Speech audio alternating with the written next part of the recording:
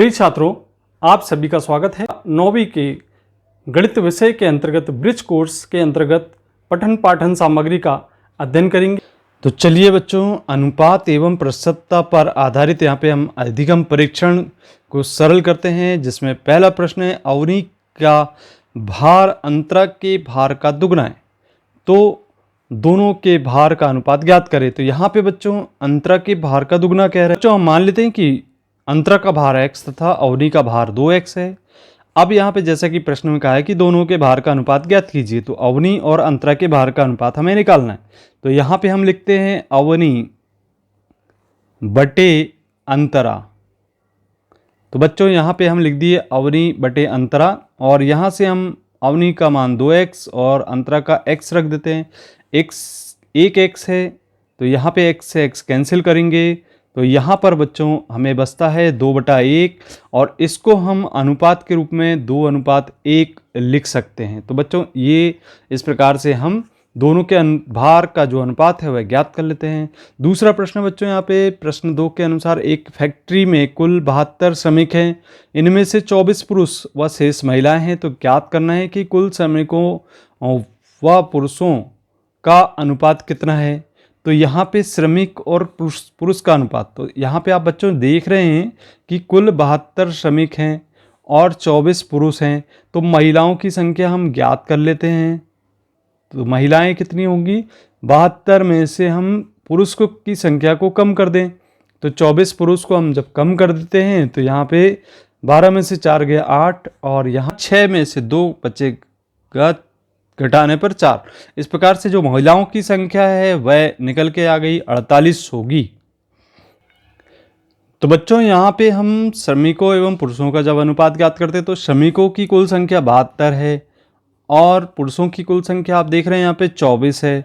अब यदि हम कैंसिल करते हैं तो सबसे पहले आप 2 से इसको कैंसिल करने का प्रयास करें, तो 2 एकम 2, 2 दूनी 4, इस प्रकार से ये 2 या 6 और 2 छिंग 12 के रूप में कैंसिल हो जाता है 72। अब हम देखते हैं कि 2 से और कैंसिल हो रहा है, तो 2 छिंग 12, और यहाँ पे 2 एकम 2, 2 अट्ठे 16 बार कैंसिल हो गया। 6 से सीधे कैंसिल हो सकता है, 6 या 18। इसे हम लिख सकते हैं 3/1, या अनुपात के रूप में हम इसे लिख सकते हैं 3:1। तो इस प्रकार से बच्चों ये निकल गया श्रमिकों और पुरुषों का जो अनुपात है वह 3:1 के बराबर होगा। अब बच्चों अगला प्रश्न है, इसमें महिला व पुरुषों का अनुपात ज्ञात करना है। अनुपात ज्ञात करने के लिए इसे लिख लेते हैं महिला बटे पुरुषों की संख्या।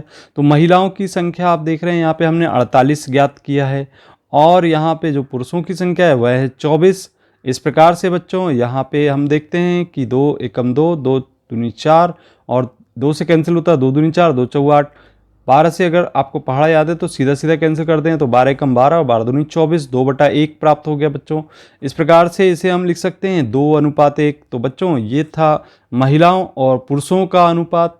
अब आइए प्रश्न क्रमांक 3 देखते हैं, जिसमें लिखा हुआ है कि 90 सेंटीमीटर व 1.5 मीटर का अनुपात ज्ञात करें। तो बच्चों यहाँ पे सेंटीमीटर और मीटर दोनों का अनुपात ज्ञात करने में थोड़ा सा हम सोचने में मजबूर हो जाते हैं कि दोनों इकाइयाँ अलग अलग हैं। यदि हम या तो सेंटीमीटर को मीटर में बदल दें या मीटर को सेंटीमीटर में बदल, तो मीटर को हम सेंटीमीटर में बदलते हैं। बच्चों जैसे कि हम जानते हैं कि 1 मीटर बराबर 100 सेंटीमीटर के बराबर होता है, तो 1.5 मीटर को हम सेंटीमीटर में जब बदलेंगे तो हमें 1.5 में 100 का गुणा कर देंगे बच्चों। तो 100 का गुणा करते हैं, यहाँ पे आप दशमलव हटाते हैं, दशमलव हटाने पर दशमलव के बाद एक संख्या, तो यहाँ पे 10 लिखा जाएगा। इस प्रकार से ये बटे में 10 होगा। यहाँ 0 से 0 को हम कैंसिल कर दें और 15 में 10 का गुणा कर दें, तो बच्चों यहाँ पे 150 आ जाएगा, 150 सेंटीमीटर होगा। तो इस प्रकार से हमने मीटर को सेंटीमीटर में पहले बदल दिए। अब देखिए यहाँ पर 90 सेंटीमीटर है और यहाँ पे 1.5 मीटर, इसका अनुपात ज्ञात करना है। तो यहाँ लिखेंगे हम 90 सेंटीमीटर बटा 1.5 मीटर, इसका अनुपात ज्ञात करना है चूंकि हमें।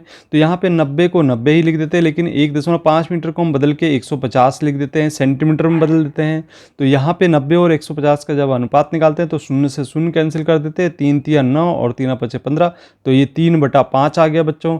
इस प्रकार से जो अनुपात है वह 3:5 के रूप में हमें प्राप्त हो जाता है। तो बच्चों इस प्रकार से इस प्रश्न को सरल करते हैं। देखिए प्रश्न क्रमांक 4 आपको दिखाई दे रहा है। आप राम को कक्षा 9वीं की वार्षिक परीक्षा में 600 में से 480 अंक प्राप्त हुए हैं। बताएं कि राम को कुल कितने प्रतिशत अंक प्राप्त हुए हैं। देखिए 600 में से, मतलब कुल अंक यहाँ पर आप देख रहे हैं कि अंकों का जो टोटल योग है, कुल योग है वो 600 और प्राप्त अंक है उसके 480।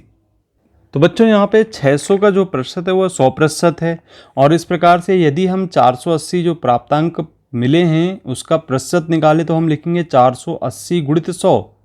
ये हम जब जमाते हैं तो इस प्रकार से लिखा जाता है और बटे में हम 600 कर दें तो इस प्रकार से बच्चों ये आ गया 480 गुणित 100 बटे 600।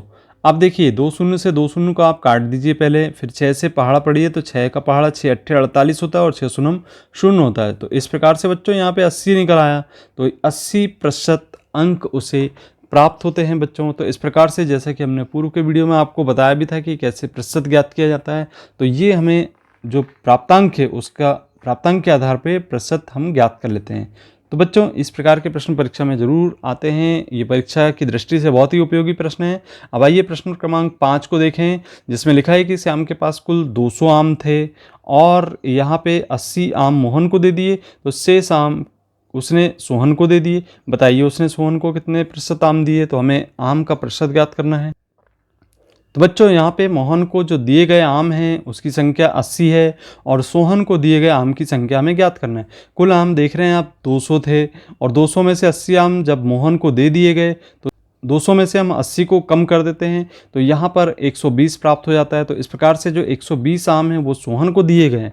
अब बच्चों यहाँ पे सोहन को दिए गए आम का प्रतिशत ज्ञात करना है, तो यहाँ पे जब हम प्रतिशत ज्ञात करेंगे तो यहाँ पे हम लिखेंगे 120, चूँकि इसका हमें प्रतिशत ज्ञात करना है 200 आमों में से, तो लिखेंगे हम 120 गुणित 100 बटा 200, तो 200 आम में से प्रतिशत ज्ञात करेंगे। तो इस तरीके से यहाँ पे 0 से 0 कैंसिल कर दें और 2 से ये कैंसिल कर दें तो 2 सिंह 12 और 2 शून्य शून्य, जो यहाँ प्रतिशत निकल के आया वह है 60%। तो आपने देखा कि किस प्रकार से हमने अनुपात और प्रतिशत पर आधारित प्रश्नों को सरल किया। अब आपने अभी तक पिछले वीडियो को नहीं देखा तो यहाँ पे एंड स्क्रीन पर आपको दिखाई दे रहे हैं, उनको क्लिक करके आप देख सकते हैं। और इसी प्रकार के वीडियो को देखने के लिए आप चैनल को जरूर सब्सक्राइब करें। मिलते हैं अगले वीडियो में, धन्यवाद।